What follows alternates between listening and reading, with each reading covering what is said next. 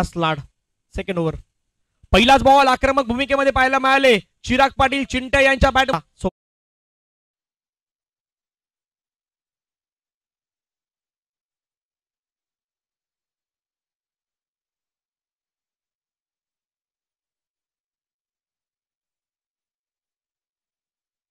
वरती खेळलाय चिराग यांनी.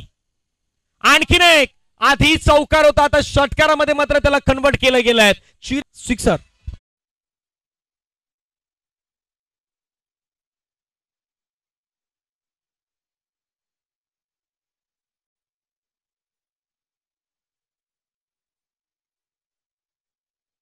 Next ball आक्रमण करण्याच्या प्रयत्नामध्ये चेंडू मात्र पाठीमागे निघून चाललाय. शॉर्ट फाइंडिंगला मात्र क्षेत्ररक्षक पाठलाग करतात नाही थांबला.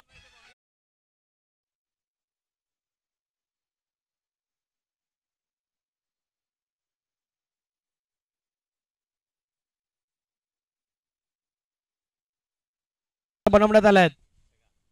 आणखीन एक बॉल पुढे येऊन मात्र खेळण्याचा प्रयत्न क्षेत्ररक्षक मात्र त्या ठिकाणी ऋणायक